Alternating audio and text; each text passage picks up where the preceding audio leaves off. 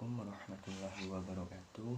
Nama saya Yusuf Desri Ramadhani, NIM 1910421044, akan menjelaskan tentang analisis kelas audit PT Garuda Indonesia tahun 2018 pada aspek prosedur audit dan kode etik.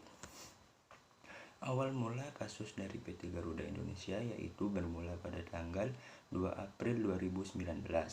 Polemik dimulai saat dua komisaris Garuda Indonesia, yaitu Khairul Tanjung dan Doni Oskaria yang saat ini sudah tidak menjabat, menolak menandatangani laporan keuangan Garuda Indonesia karena tidak sesuai dengan pernyataan standar akuntansi keuangan atau PSAK.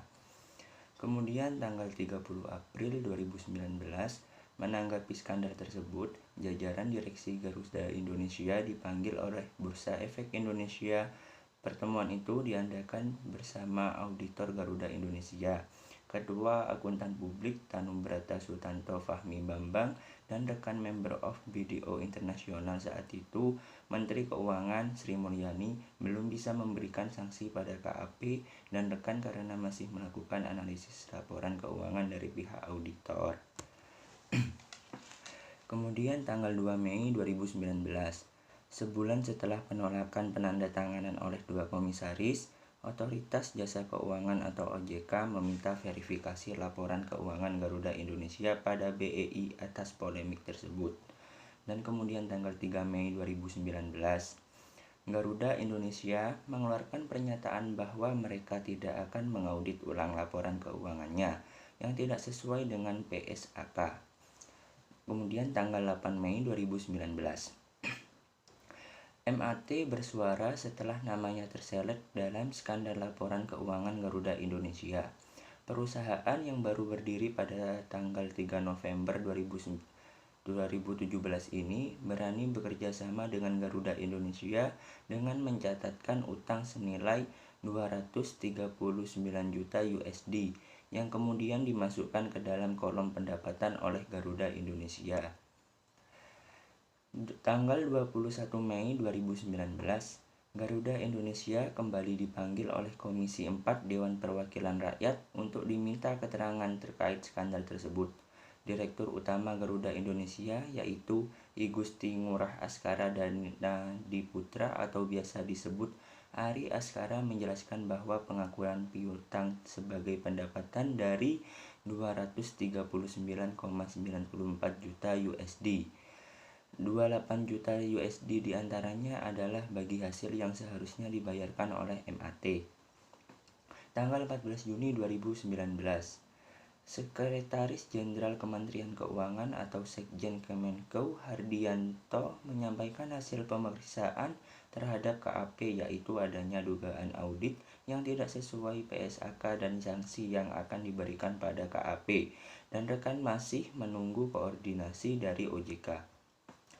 Tanggal 18 Juni 2019, BEI yang juga berkoordinasi intens dengan OJK terkait sanksi yang akan diberikan pada KAP, dan rekan masih menunggu keputusan final OJK.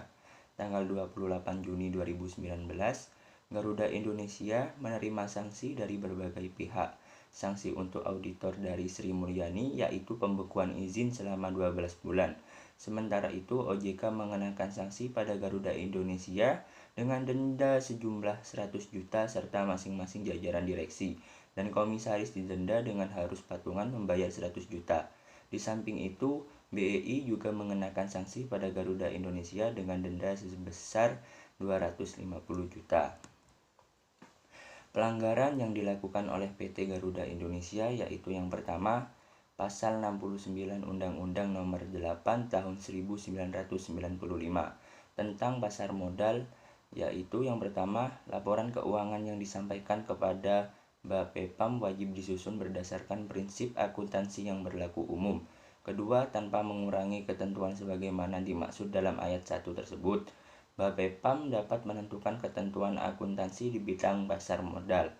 Yang kemudian yaitu Peraturan Bapepam dan LK Nomor 8 G7 tentang penyajian dan pengungkapan laporan keuangan emiten dan perusahaan publik.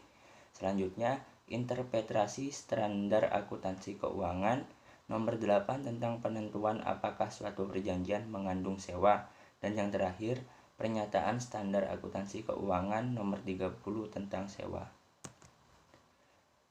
Selanjutnya yaitu salah satu sanksi yang diperoleh PT Garuda Indonesia yang dijatuhkan oleh OJK sebagai berikut, yaitu perintah tertulis kepada KAP Tanubrata Sutanto, Fahmi, Bambang, dan Rekan atau Member of BDO International Limited untuk melakukan perbaikan kebijakan dan prosedur pengendalian mutu atas pelanggaran peraturan OJK nomor 13 PJOK nomor 3 2017 JO SPAP standar pengendalian mutu paling lambat 3 bulan setelah ditetapkannya surat perintah dari OJK.